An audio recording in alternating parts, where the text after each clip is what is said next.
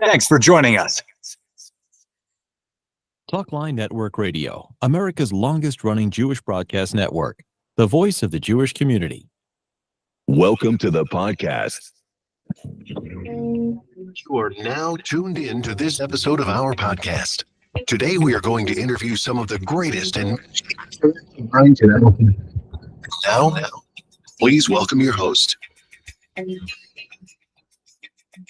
You're listening to Talkline with Zev Brenner, America's premier Jewish broadcast on the air since 1981. And we're back. You know, Jerusalem is on our minds, and it's such an important part of the Jewish people. And the Christians revere Jerusalem. The Islamists try to make Jerusalem part of their culture, but it really doesn't. But it's such an important and holy place. It took decades for the United States government to recognize Jerusalem as the capital of Israel.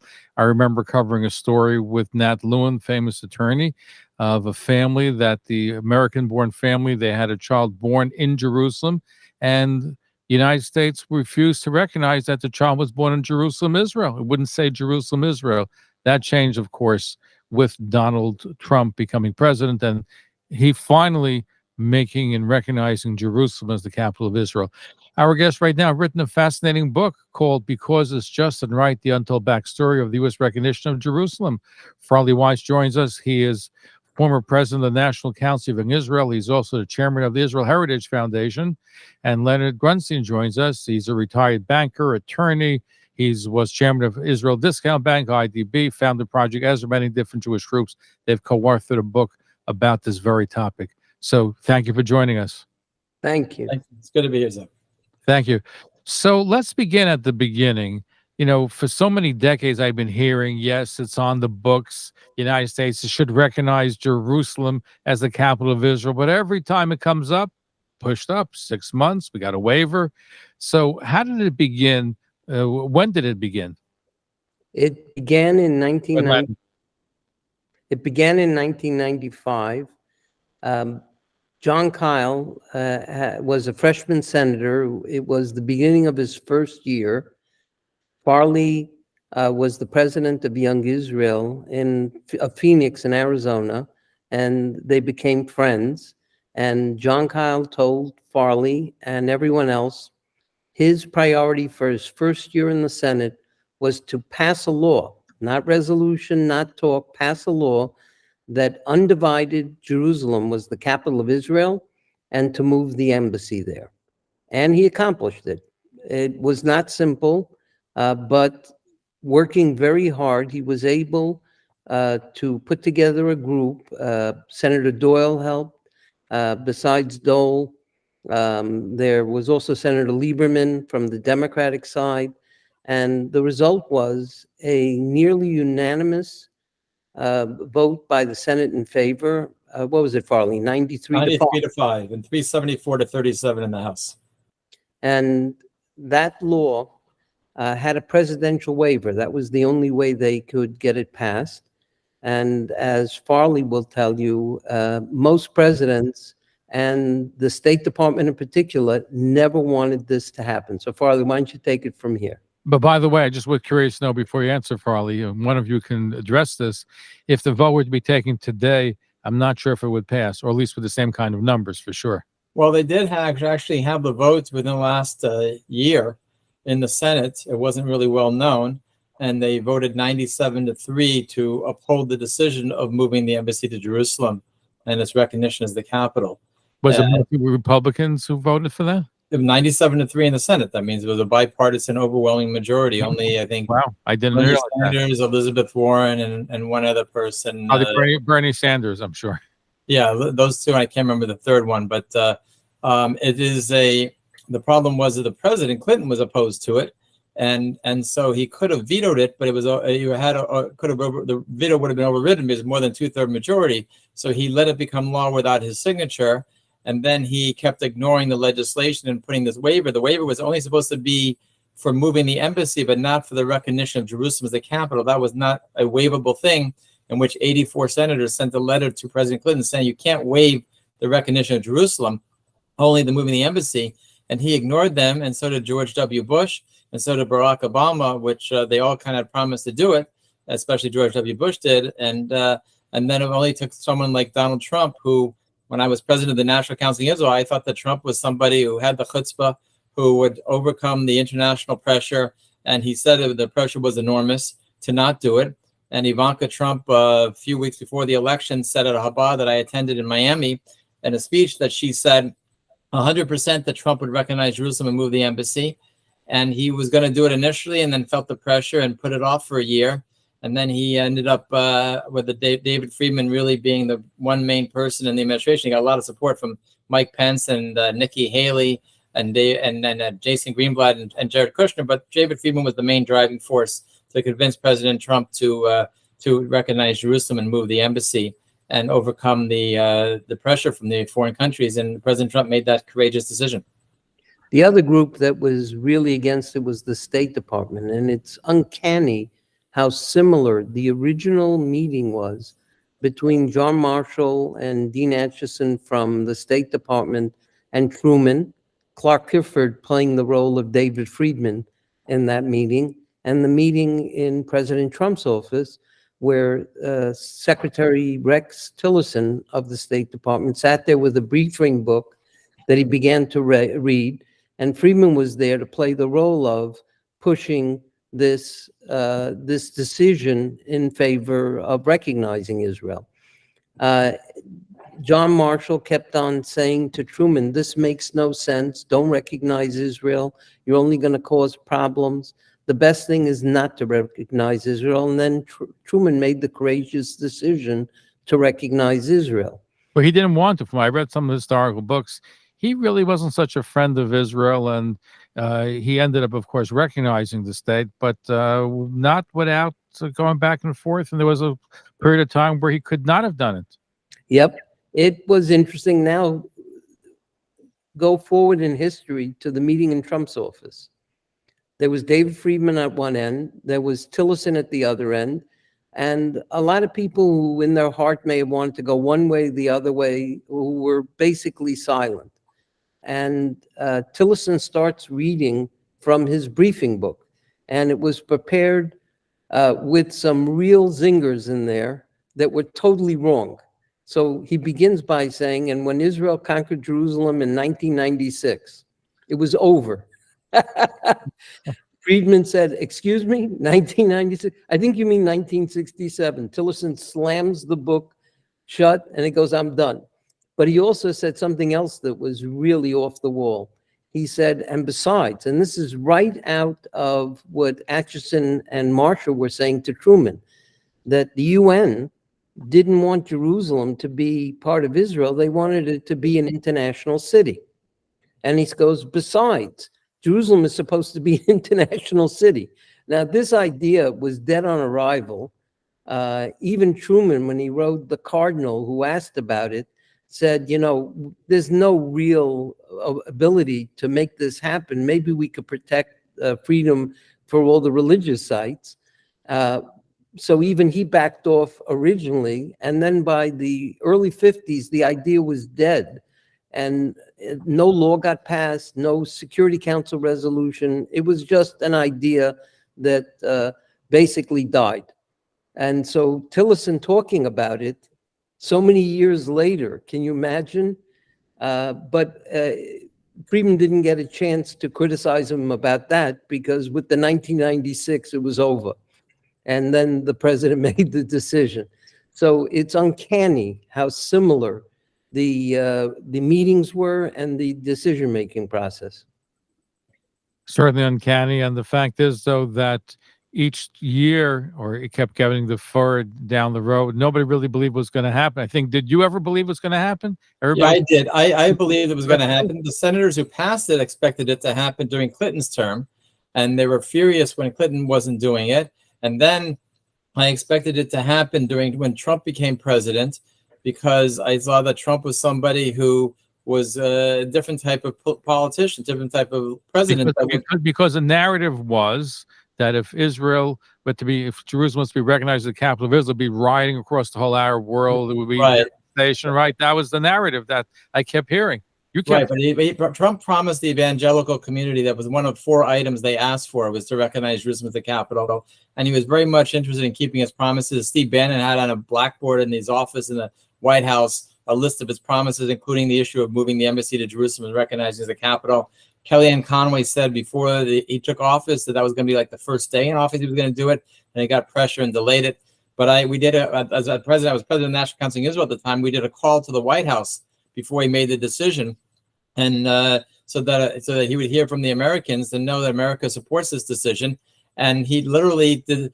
David Friedman said to him, "What is the world going to think that you caved to pressure from outside world? What message will it send to Iran, to North Korea, to the other countries, China, if you cave into this pressure?"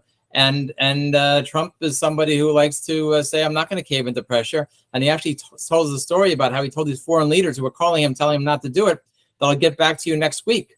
And then he called them back next week and said, "What were you calling about?" And he said, "About this decision about the embassy." He was already made the decision. And it was very funny that he did that. But he gets a lot of credit because he was the one who had to make the decision. You know, David Friedman advised him to do it, but he had to deal with the consequences of the president to do it. And he did it. And so, you know, as the Jewish community, we have to give a chorus of tov to the person who made really one of the most momentous decisions in Jewish history from a non-Jewish ruler, the one superpower in the world, to recognize Jerusalem as the capital and move the embassy. By the way, there's another uncanny fact. Eddie Jacobson, you remember? haberdasher, right?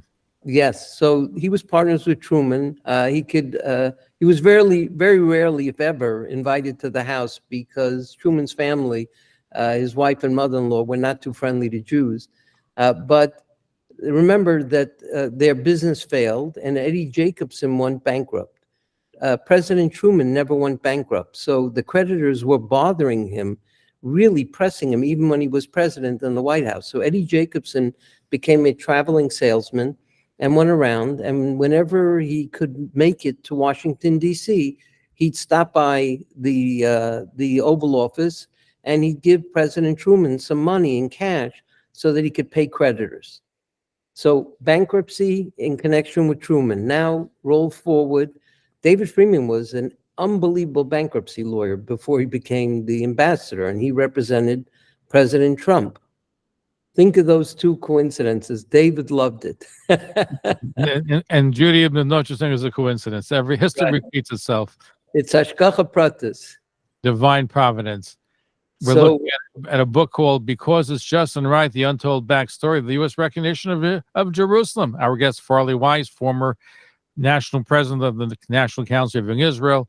He is also the chairman of the Israel Heritage Foundation.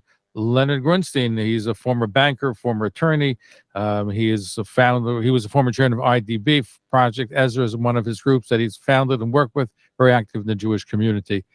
I am curious, and I mentioned at the onset that there are two issues here. There's, of course, moving the embassy and recognizing Jerusalem as the capital of Israel. Did that happen simultaneously when the embassy was moved? It automatically was that a recognition by our government that Jerusalem was the capital of Israel? It happened in 2 steps, actually, and Friedman orchestrated it that way.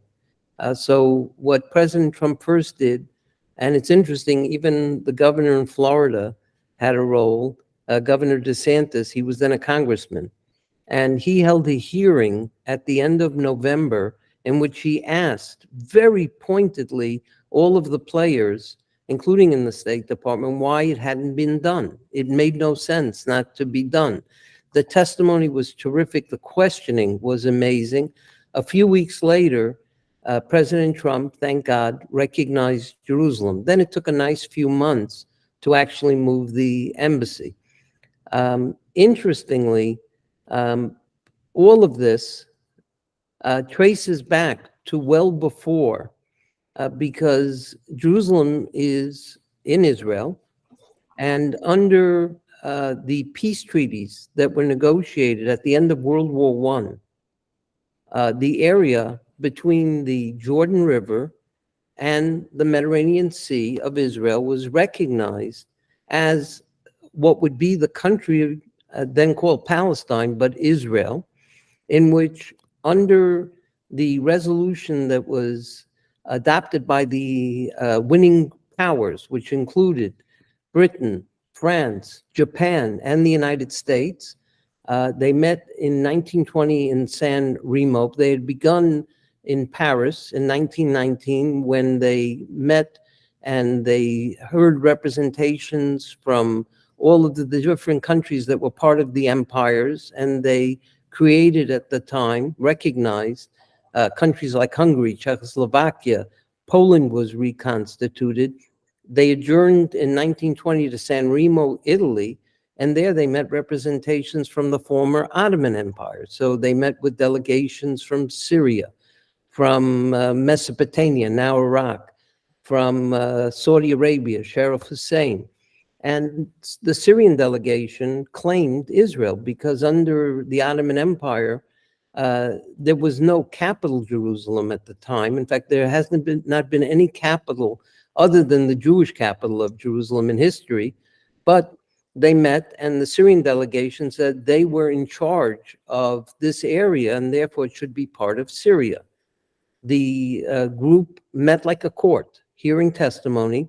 The Jewish delegations presented as well, and at San Remo, the winning powers declared the Jewish claim was the best, and they recognized that the Jews had the right to Israel and that the country, they called it a country, should be reconstituted in Israel. And Jews from anywhere in the world who took up residence, anywhere from the Jordan River to the Mediterranean Sea, would be recognized as having nationality and citizenship in the country later called Israel, at the time called Palestine. Now, that was reconfirmed by the League of Nations unanimously in 1922. And the United States, you'll remember, never joined the League of Nations. And so there was a separate treaty between Britain and America called the Anglo-American Treaty or Convention of 1924, which incorporated all of the provisions of the League of Nations affirmation of the San Remo resolution. It was adopted by the Senate, and therefore, under U.S. law, the Constitution, it became the law of the land of America. Now think about what this actually means. It means any Jew from anywhere in the world who settles in anywhere in Israel between the Jordan River and the Mediterranean Sea. Including Jordan, right?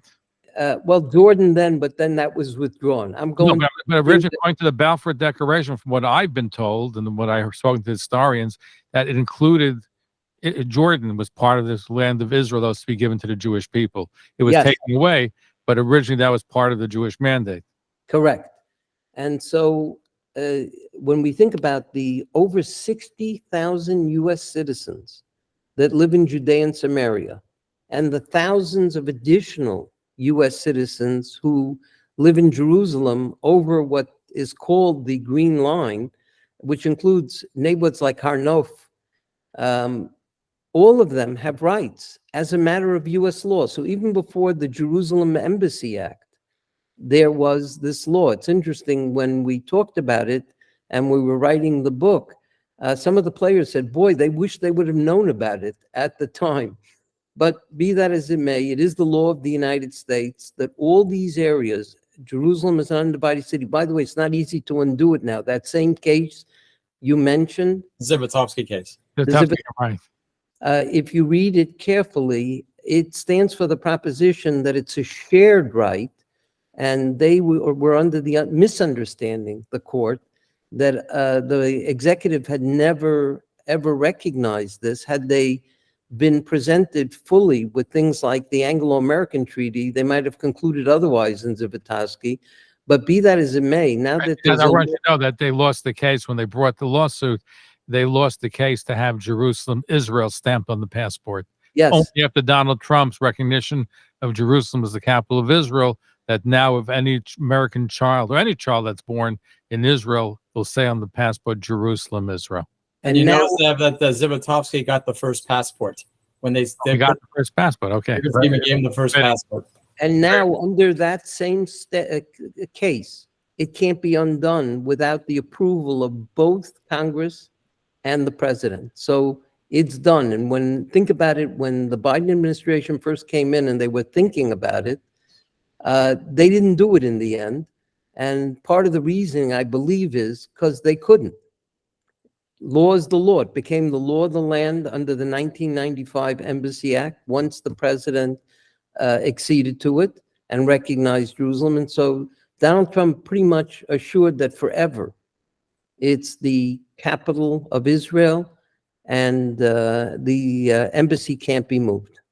In a few moments we have left, tell us about the book, Farley. How's the book doing? And I'm curious to know if Christians are buying the book as well. So yeah, it's starting to take off. We were just on Dennis Prager's show this past week. The book, the fascinating thing about the book is Senator John Kyle did a foreword for the book. We have blurbs in the book from people like Ambassador David Friedman, Alan Dershowitz, Senator Joe Lieberman, Governor Mike Huckabee, Rabbi Ephraim Goldberg, Rabbi Stephen Przansky, and Arnold Roth, the father of Malky Roth, did a foreword. Did a blurb, for the book. Stuart Force, the father of Taylor Force, did a blurb in the book, and other people. And it's been recognized as really, it's really a book that for any college student or anybody who wants to know all the arguments about the Jewish right, the indigenous Jewish right to land. We go back from the Bible all the way up. And one of the things that we talked about in the 1920s, 5 U.S. presidents supported the recognition of Jerusalem as the capital in the 1920s, late teens, early 20s. Teddy Roosevelt, Herbert Hoover, Calvin Coolidge, who signed the treaty, and also Woodrow Wilson as well. And so it really was a consensus view. And this was well before the Holocaust, well before the World War II. It was U.S. thing, had nothing to do with the Holocaust for the U.S. recognition of Jerusalem as the capital. Can you please send a copy of the book to Bernie Sanders? He doesn't know his birthday. Can you please? Did you send a copy to him? Did you show him the pictures or anything in the book? I mean, yeah, I'm not sure he cared about it, but JerusalemRecognition.com is the main website for the book. I don't know if you can put a link on your webpage for it, but JerusalemRecognition.com. And I want to thank you. The book, as you heard, is called Because It's Just and Right, The Untold Back-Story of the U.S. Recognition of Jerusalem.